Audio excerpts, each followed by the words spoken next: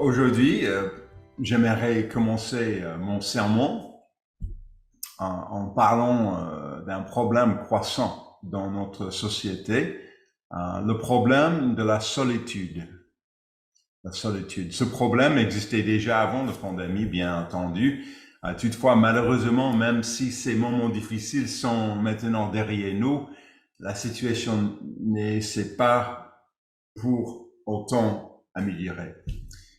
En guise d'introduction, je voudrais vous lire un article de Point daté de 4 décembre 2020 et intitulé « La solitude touche de plus en plus de Français ».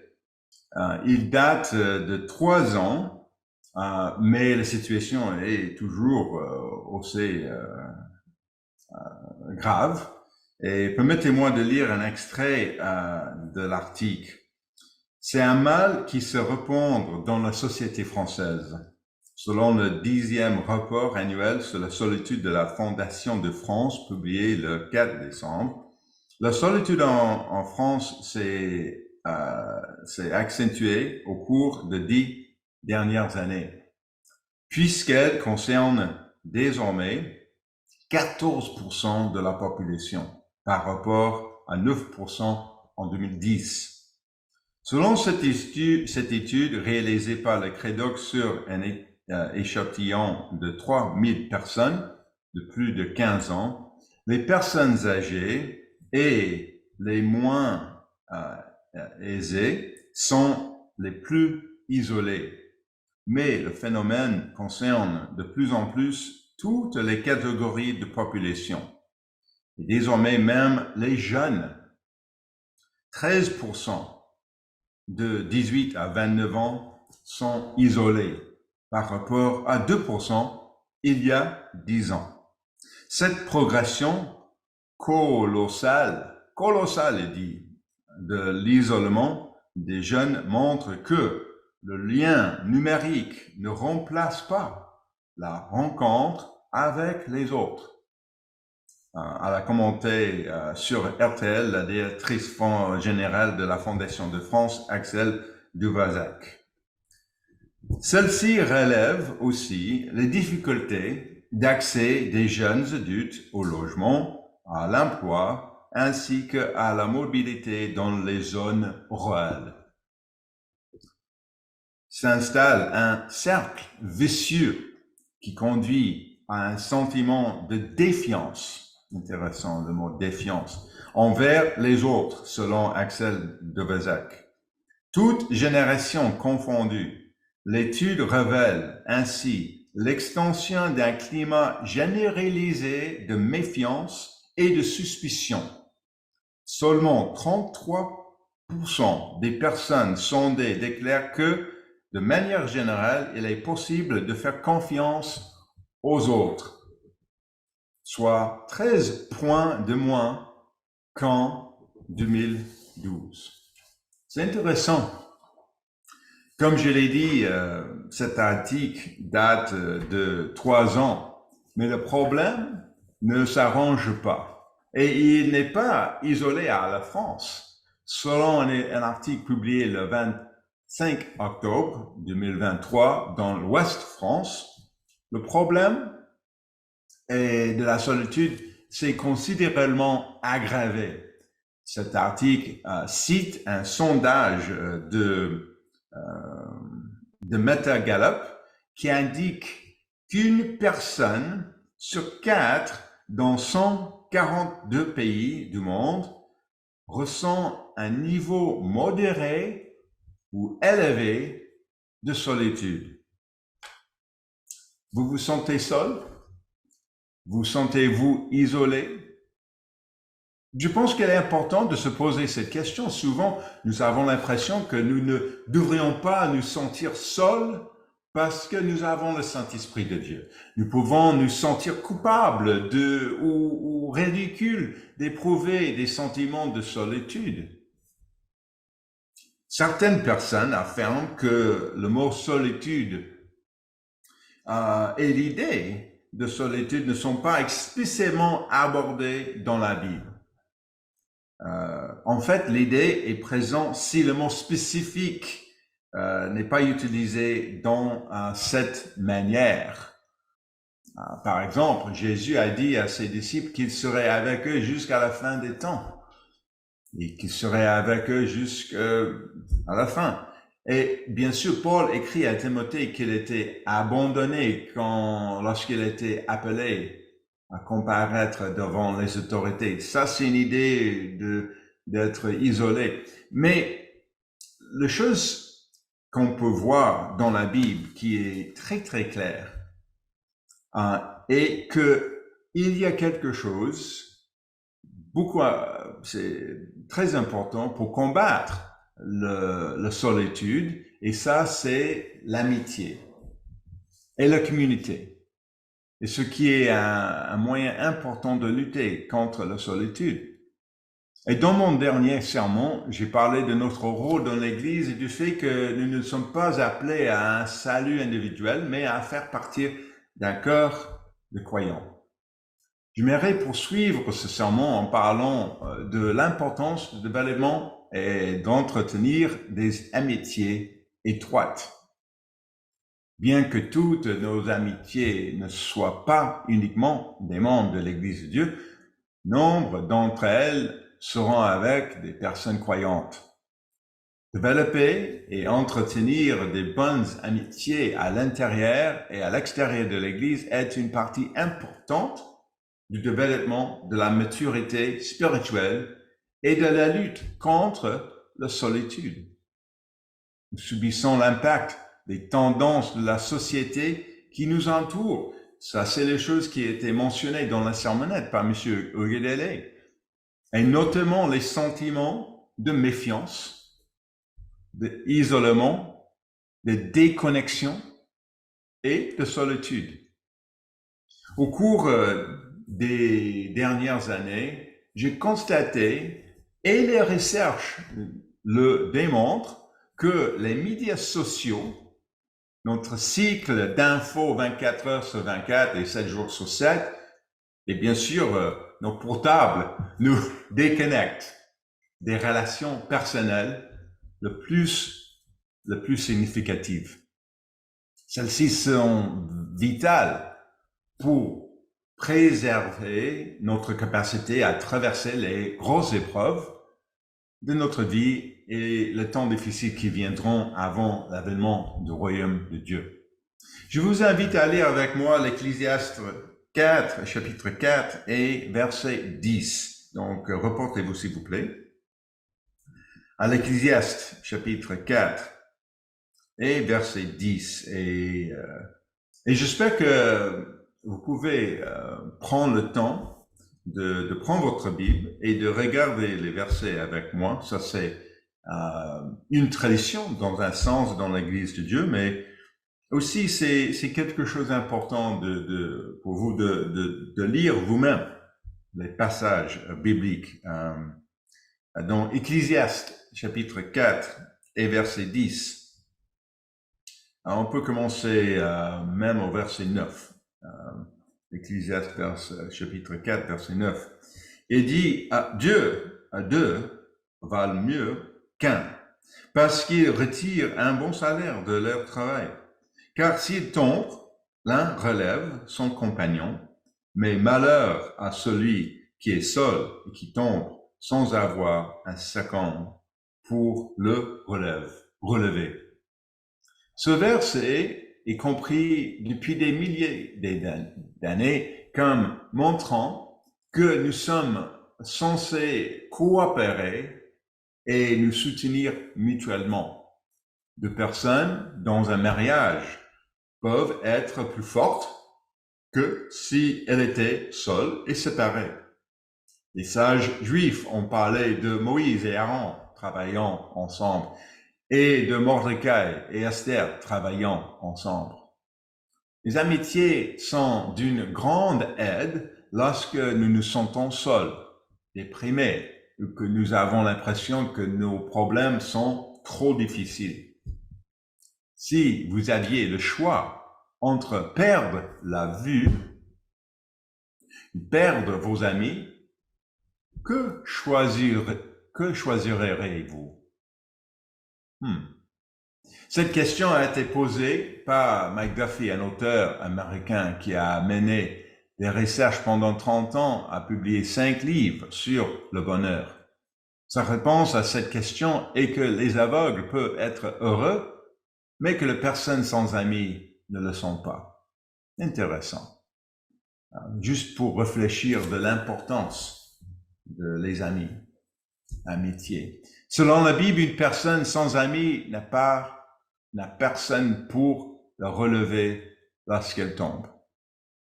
Aujourd'hui, j'aimerais parler de ce que la Bible dit à propos de développement et de l'entretien de l'amitié. Nous aborderons 3 points.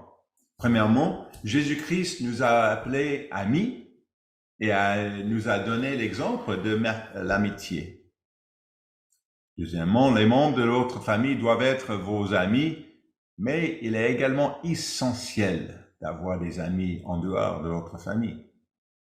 Et finalement, comment pouvons-nous nouer et bâtir des bonnes amitiés? Si vous pensez que vous avez des amitiés proches et que vous recevez l'aide dont vous avez besoin lorsque vous tombez, alors j'espère que vous pourriez aider les autres qui n'ont pas cette chance.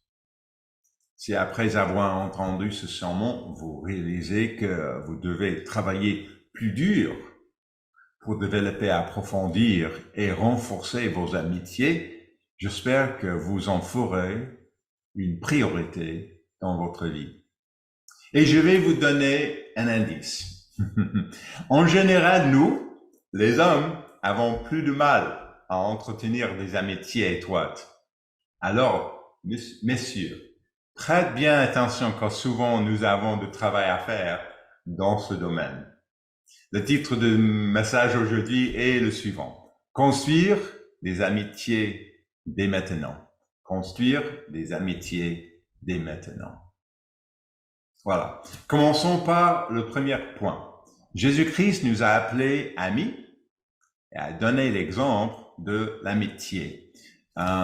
Lisons ce que Jésus a dit à propos de l'amitié dans Jean 15 et verset 12 à 15. Jean 15, chapitre 15, à partir de verset 12. C'est très connu et souvent nous commençons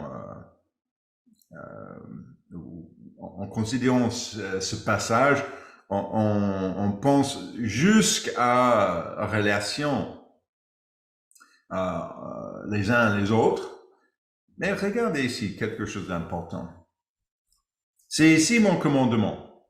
Aimez-vous les uns les autres comme je vous ai aimé. Il n'y a pas de plus grand amour que de donner sa vie pour ses amis. Vous êtes mes amis. Et si vous faites ce que je vous, ce que je vous commande, c'est difficile à dire. Je ne vous appelle plus serviteur parce que le serviteur ne sait pas ce que fait son maître, mais je vous ai appelé ami parce que je vous ai fait connaître tout ce que j'ai appris de mon Père. Jésus a appelé ses disciples des amis. Il a appelé ses disciples des amis. Nous soulignons souvent et à juste titre l'autorité de Jésus-Christ en tant que roi à venir. Nous parlons également de lui comme un frère aîné. Mais même dans ces deux rôles, il veut également être notre ami. Est-ce ainsi que vous le voyez?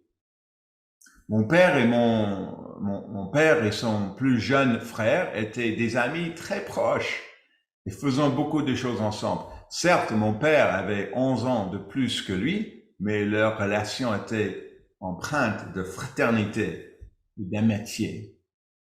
Il y a quelques semaines, mon petit-fils de 4 ans a dit à quelqu'un que Maryse, mon épouse et moi, étions ses meilleurs amis. nous avons trouvé cela très mignon. Car bien que nous soyons ses grands-parents, nous voulons aussi, à mesure qu'il grandit, être ses amis. Jésus le Messie est notre frère aîné, notre sauveur, et il veut être notre ami. Plus important encore, il peut nous donner l'exemple de ce qui est un bon ami. Regardez avec moi l'épître aux Hébreux, chapitre 4, verset 15. Hébreux 4, et verset 15, on peut voir l'exemple d'un ami. Bien sûr, et cet exemple est plus grand que ça, mais ça vraiment nous donne une idée de l'importance de quelque chose entre les amis. Hébreux chapitre 4, verset 15. Car nous n'avons pas un souverain sacrificateur qui ne puisse compatir à nos faiblesses. Au contraire, il a été tenté comme nous en toutes choses sans commettre de péché. La traduction d'Arby dit un souverain sacrificateur qui ne peut sympathiser. Sympathiser. Certaines traductions utilisent le terme empathiser. Un ami, empathiser, pardon. Un ami nous écoute et se met à notre place pour sympathiser et pour nous comprendre. Le célèbre auteur américain Ralph Waldo Emerson a écrit un jour « La seule façon d'avoir un ami est d'en être un ». Jésus-Christ est l'exemple que nous devons suivre pour savoir comment être un ami. Et lorsque nous suivons cet exemple, nous développons et approfondissons nos amitiés. Voyons un autre exemple de la façon dont il a donné l'exemple de l'amitié dans Matthieu 26 et verset 36. Pardon. Matthieu 26 et verset 36.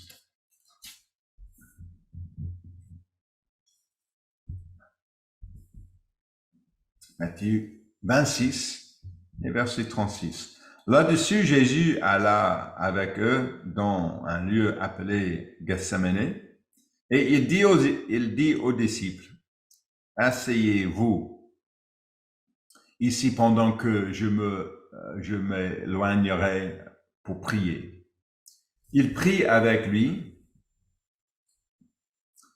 Pierre et les deux fils de Zébédée. Et il commença à éprouver de la tristesse et des angoisses. Verset 38, il leur dit alors, « Mon âme est triste jusqu'à la mort. Restez ici et veillez avec moi. » C'est intéressant cette histoire. Jésus savait ce qu'il l'attendait et conscient de cela. Il n'est pas allé seul au jardin. Il y a amené des amis. Il a amené des amis. Et plus encore, il a partagé ses sentiments ouvertement et directement avec ses amis. Au verset 38. Souvent, en pensant que, voilà, ça c'est écrit pour nous, pour comprendre la profondeur de ce moment. Mais le contexte ici, c'est, il est avec ses amis. Il a partagé ses sentiments avec ses amis et il a amené ses amis avec lui. Souvent, nous allons au jardin si nous avons des difficultés, on allait quelque part seul. Mais il a pris ses amis avec lui. En tant qu'homme, nous n'exprimons pas toujours nos sentiments, n'est-ce pas? Souvent, nous ne savons même pas ce que nous ressentons parce que nous ne prenons pas le temps d'examiner de manière critique ce qui se cache derrière notre comportement. Remarquez maintenant le verset 39 et 40. Puis, ayant fait quelque part en avant, il se jeta sur sa face et pria ainsi, « Mon Père, s'il est possible que cette coupe s'éloigne de moi, toutefois, non pas ce que je veux, mais ce que tu veux. » C'est très connu, ce passage, très connu. On comprend, bien sûr, son humanité ici. Verset 40. Et il vint vers les disciples qu'il trouva endormis. Et il dit à Pierre, « Vous n'avez donc pas veillé 1 heure avec moi? » Quels amis! Il ne peut pas être début juste prier pour lui comme 1 heure. Jésus n'a pas eu peur d'exprimer sa vulnérabilité avec eux. Il dit à ses amis qu'il avait besoin d'eux et qu'il l'avait laissé tomber. Il y a des moments où nous devons être là pour nos amis. Vous pouvez lire la suite, l'histoire, et voir que même dans ces situations, Jésus a été patient avec ses amis. Il exprime ses sentiments, mais il ne devient pas en colère avec eux. Et vraiment, quand on considère ce passage dans le contexte d'amitié, on peut voir un échange entre amis. Nous savons d'auprès, Exode 33, verset 11, que Jésus-Christ, dans sa forme préincarnée, a interagi avec Moïse d'une manière similaire. Reportez-vous, s'il vous plaît, à Exode 33 et verset 11. Exode 33 et verset 11. L'Éternel parla avec Moïse, face à face, comme un homme parle à son ami. Intéressant. Le commentaire de l'expositeur de la Bible dit de ce verset qu'on a l'impression que la communication était régulière, comme des amis qui se parlent régulièrement. Et comment les vrais amis se parlent-ils? Je vous invite à lire Proverbe 27. Il y a quelque chose qui était décrit ici dans Proverbe. On va passer pas mal de temps dans les Proverbes, dans ce sermon. Proverbe 27 et versets 5 à 6. Regardez ce verset qui explique comment les vrais amis sont honnêtes les uns envers les autres. Il dit mieux vaut une réprimande ouverte qu'une amitié cachée. Les blessures d'un ami prouvent sa fidélité, mais les baissiers d'un ami sont trompeurs. Dieu est amour et il dit la vérité dans l'amour, comme Paul nous dit dans le Faire, dans Ephésiens 4, verset 15. Dieu recherche une relation honnête, n'est-ce pas? Honnête avec nous. Et il veut que nous soyons honnêtes avec lui et les uns avec les autres. Avant de quitter ce point, il ne faut pas oublier la relation que Dieu a eue avec Abraham. Pour s'en convaincre, il suffit de reporter à Jacques 2 et verset 23. Donc, reportez-vous à Jacques 2.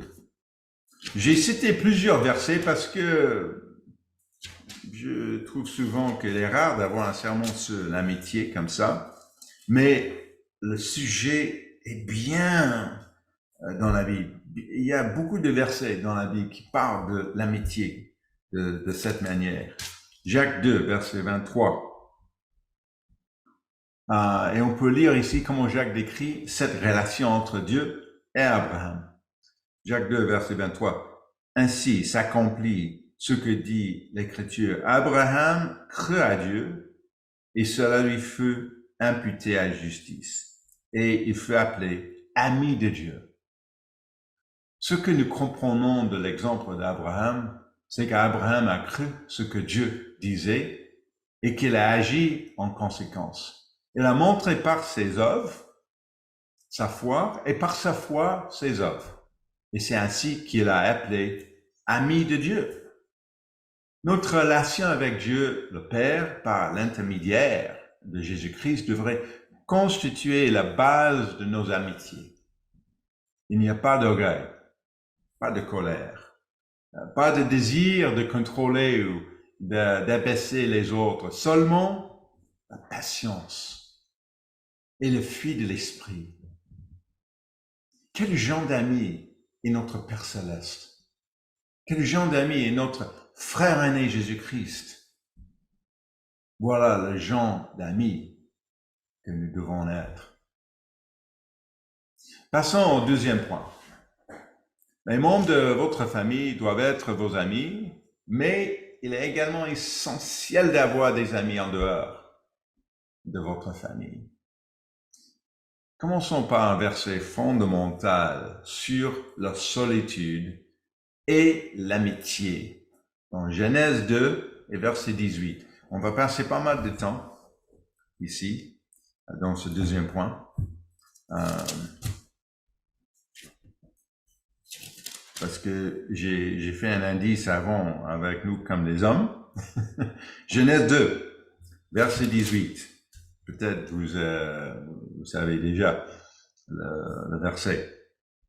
L'Éternel Dieu dit, il n'est pas bon que l'homme soit seul.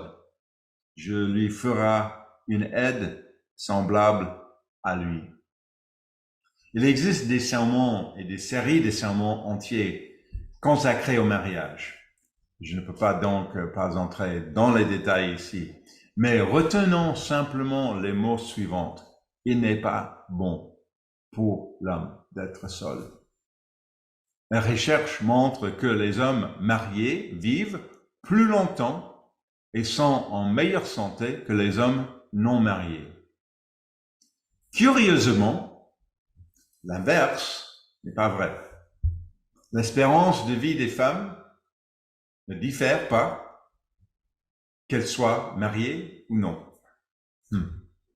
Les femmes, en général, ont tendance à avoir plus de facilité à partager leurs sentiments et leur vulnérabilité avec d'autres femmes. Les hommes, en revanche, ont tendance à éprouver des difficultés dans ce domaine.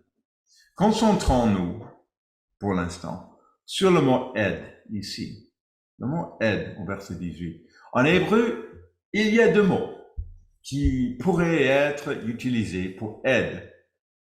Et ils décrivent chacun un type d'aide très différent. Un mot hébreu qui aurait pu être utilisé ici pour « aide » est « obed ».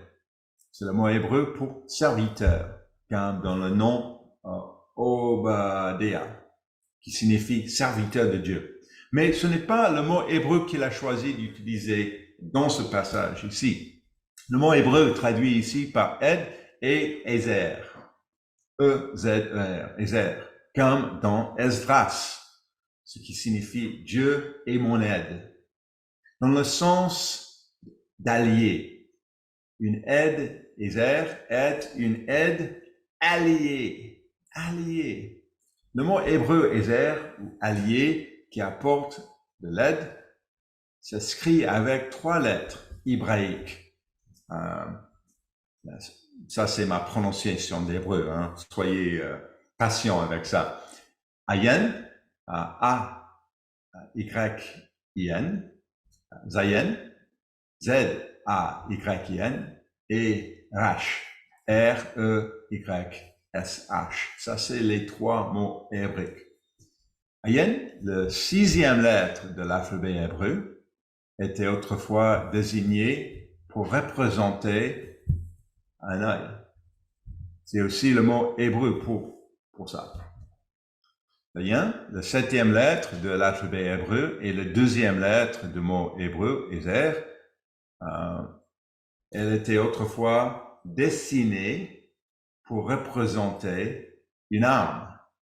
C'est aussi le mot hébreu moderne pour une arme. Resh, la 20e lettre de l'alphabet hébreu, et la 3e et dernière lettre du mot hébreu Ezer. La lettre Resh était autrefois dessinée pour représenter le buste ou la tête d'un homme.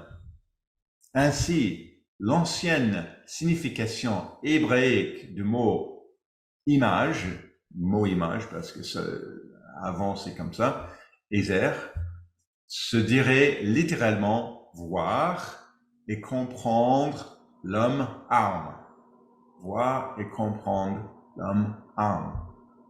Un Ezer est quelqu'un qui est avec vous, qui vous voit et vous comprendre quelle que soit votre lutte. Une femme est une amie particulière, une alliée. Une alliée.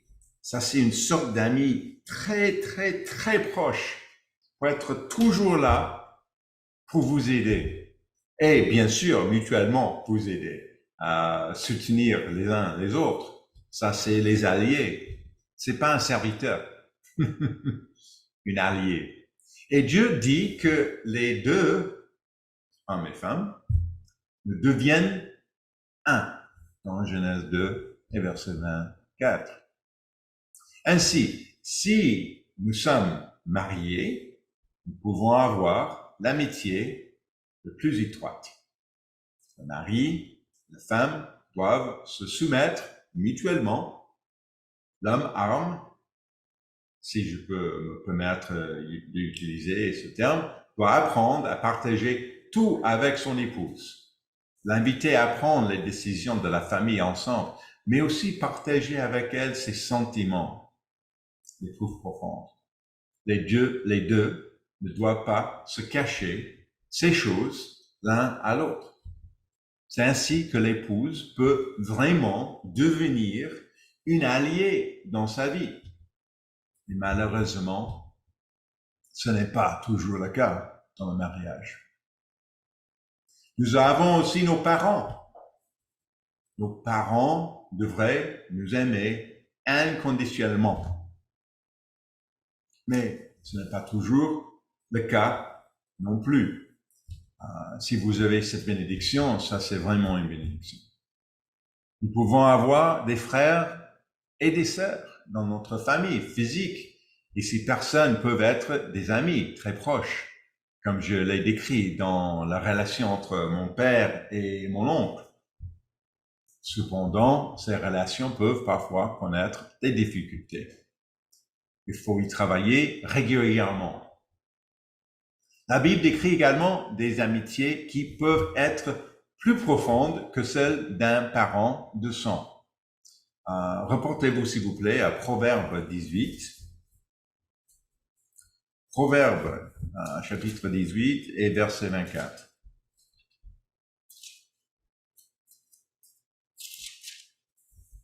Proverbe 18 et verset 24. Et lisez ce qui est écrit ici concernant les amitiés. Et moi, je vais lire la version de la Bible de Sommer, car je trouve que le Louis II ici n'est pas aussi clair. Celui qui a beaucoup de compagnons les a pour son malheur.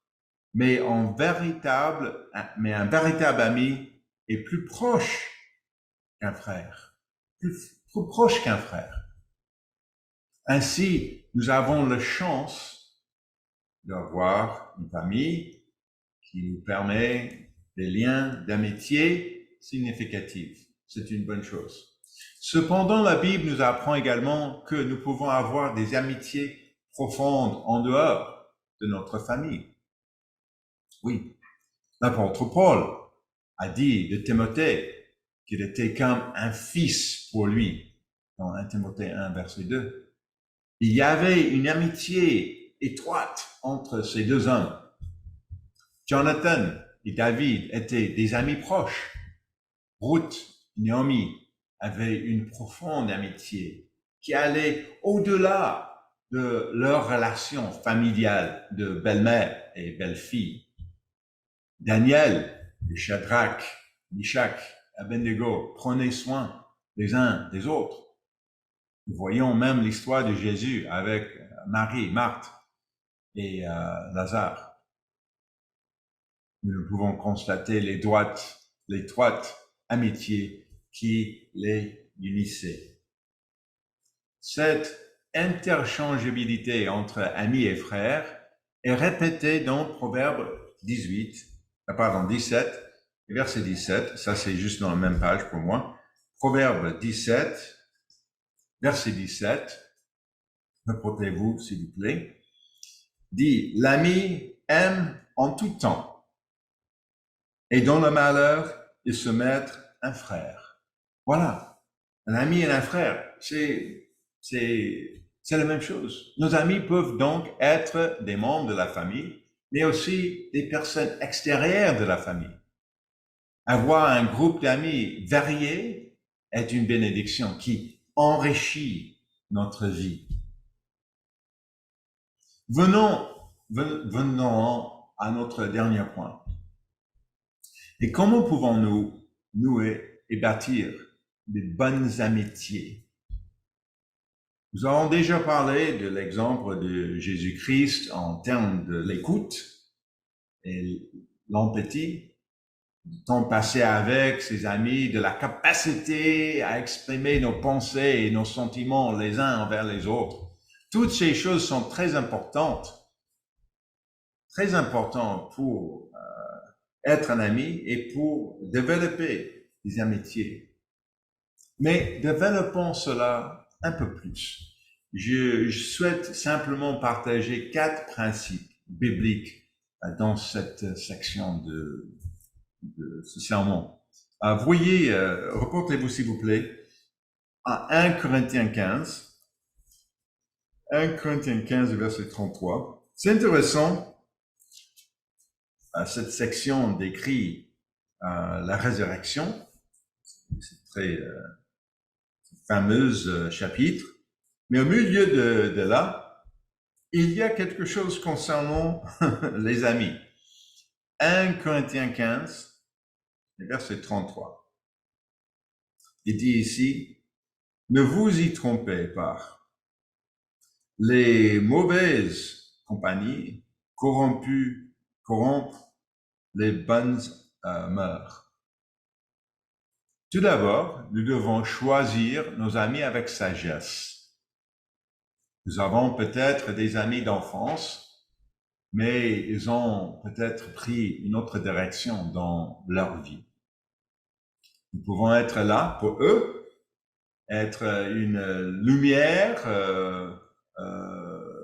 pour le monde, comme il est mentionné dans la sermonnette, mais nous ne pouvons probablement pas avoir des relations profondes avec eux s'ils ne puissent faire des choses que nous ne voulons pas faire.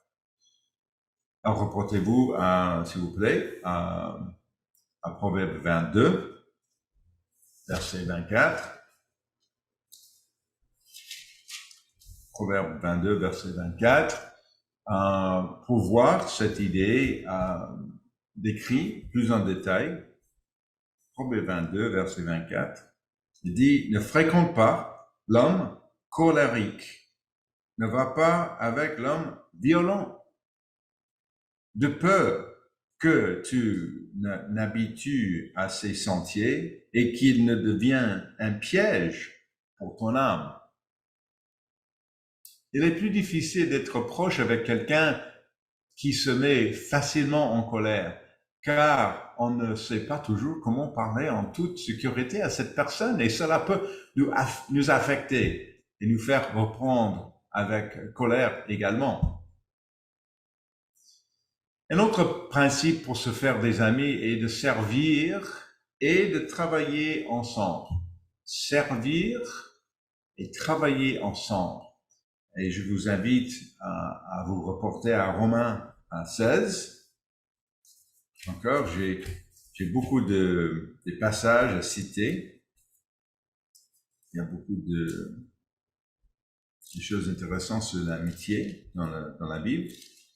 Romains 16, partir du verset 3. Dans ce chapitre, nous avons une longue liste de personnes que Paul veut reconnaître. Ce sont ses amis. Il veut les appeler par leur nom. Romains 16, verset 3. Saluez Prisca et Aquilas, mes compagnons d'œuvre en Jésus-Christ.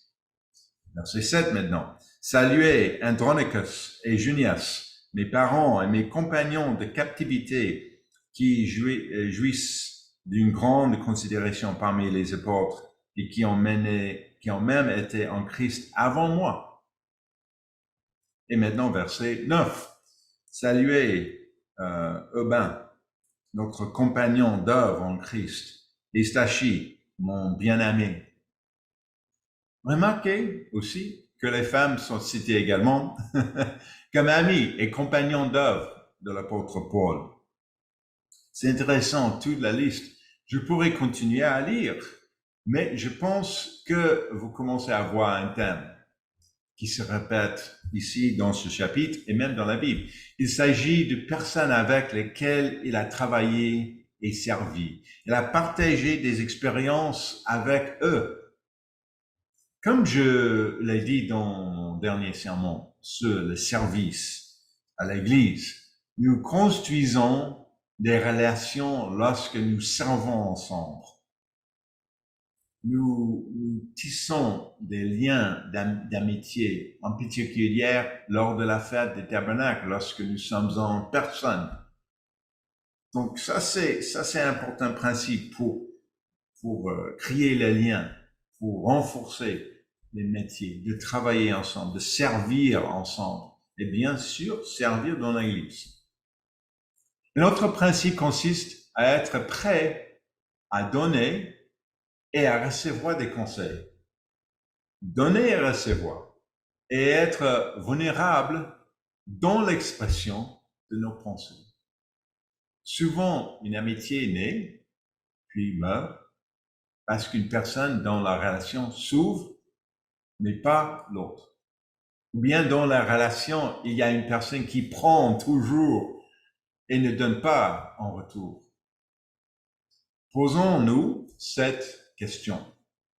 Est-ce que nous appelons les gens,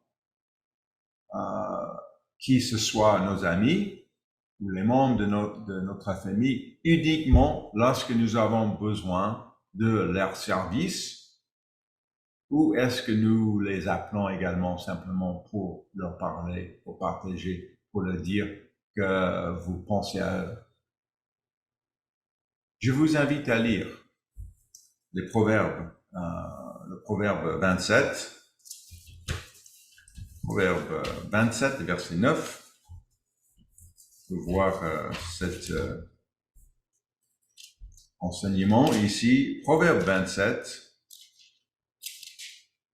verset 9. L'huile et les parfums réjouissent le cœur, et les conseils d'affecture d'un ami sont doux. Oui, un ami peut vraiment nous aider. Il est à espérer que nous avons tous vécu cette expérience où nous nous sommes montrés vulnérables à quelqu'un, où nous avons reçu des bons conseils et sommes ressortis encouragés. J'espère. Si vous n'avez pas fait l'expérience depuis un certain temps, c'est le moment de commencer. C'est le moment de commencer. Ça, c'est doux, il dit. Demandez-vous quels sont les amis que j'ai perdus de vue. Est-ce que je prends le temps de discuter avec eux? Est-ce que j'apporte ma contribution et mon aide à l'autre personne? Et est-ce que je suis prêt à être aidé moi-même? À cet égard, reportez-vous s'il vous plaît à Job 2 et verset 11. Job 2, chapitre 2 et verset 11. Job 2, verset 11. Et lisons comment les trois amis de Job sont décrits ici. trois amis de Job, Éliphaz de Théman, Bildad de Shuach et Sophar de Noma, apprirent tous les malheurs qui lui étaient arrivés. Ils se concertèrent de partir de chez eux pour aller le plaindre et le consoler. La suite de l'histoire nous apprend que leurs conseils n'étaient pas très judicieux, mais leurs intentions étaient apparemment bonnes au départ. Ouais. Ils sont venus pour consoler et aider. Ça nous informe également que pour être encourageant, il faut savoir donner des bons conseils affectueux à nos amis. Et nous savons également, d'après Job 42, verset 10, c'est pas nécessaire de les reporter, mais dans Job 42, verset 10, que Job a prié pour ses amis. C'est un élément important pour être un bon ami, de prier pour nos amis. Lorsque nous passons du temps, que nous écoutons et que nous prions pour la situation que traverse notre ami, notre lien avec lui s'en trouve renforcé. Il y a beaucoup d'autres points que nous pourrions aborder concernant le fait de bâtir des amitiés, mais j'espère que ces 4 points seront utiles pour vous. J'aimerais conclure le sermon d'aujourd'hui en partageant l'histoire d'une amitié personnelle. Une amitié personnelle. Mon ami s'appelait Tom. Nous sommes rencontrés à l'université et en 4 ans, nous sommes devenus très proches. Il a commencé à sortir avec quelqu'un à peu près au même moment que Maryse et moi. Et lui et sa femme se sont mariés le lendemain du mariage de Maryse et moi. Il a déménagé à l'autre bout du pays après l'université, mais nous sommes restés en contact par téléphone régulièrement. Malheureusement, lorsque des changements sont intervenus dans l'Église il y a longtemps, lui et moi avons pris des chemins différents. Sa femme et lui ont décidé de commencer à fréquenter une église protestante locale. Et ils ont commencé à célébrer Noël et aller à l'église le dimanche, etc. Cela, quand même, n'a pas changé notre amitié pour autant. Nous avons toujours parlé ouvertement et honnêtement l'un avec l'autre. Un vendredi soir, il m'a appelé très tard, je me souviens, cela faisant 2 ans que nous ne nous étions pas parlé et je me sentais un peu coupable de ne pas lui avoir parlé depuis si longtemps. Il m'a dit qu'il avait eu quelques difficultés et qu'il voulait que je lise un livre et que j'en parle avec lui. J'accepte. Et quelques semaines plus tard, nous avons discuté du livre en détail après l'avoir lu. Le livre avait été écrit par un auteur chrétien et m'a personnellement beaucoup aidé. Je suis très reconnaissant pour cette discussion sur ce livre. Mais malheureusement, Tom a commencé à être un peu obsédé par ce livre et par ce que disait l'auteur. Elle avait souffert, Tom avait souffert de grosses traumas dans son enfance. Et j'ai appris plus tard qu'il avait des problèmes dans son mariage. Il a fini par divorcer. Au fil des années, j'étais très occupé et je ne l'ai plus appelé aussi souvent et il m'a appelé moins souvent lui aussi. Cela faisant plusieurs années que je n'avais pas parlé à Tom et je l'ai donc appelé juste avant la pandémie. Mais le numéro de téléphone était coupé. J'ai essayé différentes manières de le joindre jusqu'à ce que j'ai appris qu'il avait souffert d'une grande maladie, d'une maladie grave, et qu'il s'était suicidé environ 6 mois plus tard. J'ai eu l'impression qu'un camion m'avait percuté, franchement. Aurais-je pu être là pour aider mon ami? Est-ce que j'avais été un bon ami pour lui ou est-ce que je l'avais laissé tomber lorsqu'il a eu besoin de quelqu'un pour le relever, comme le dit le livre de l'Ecclésiaste? Je n'étais pas là. La distance physique qui nous séparait, les soucis de la vie quotidienne et le fait qu'il avait choisi un chemin différent au niveau de l'Église avait sans doute contribué aussi. Je vous raconte cette histoire parce que j'ai beaucoup à apprendre sur la façon d'être un bon ami. J'ai travaillé et j'espère qu'il en sera de même pour vous. La vie ne fera que devenir plus difficile. Et Dieu nous a placés dans l'Église et a fait entrer des gens dans notre vie pour une raison. Engageons-nous à développer et à entretenir des amitiés, à lutter contre la solitude, mais surtout à nous soutenir mutuellement à l'approche de ce grand jour. Un bon sabbat à tous et merci.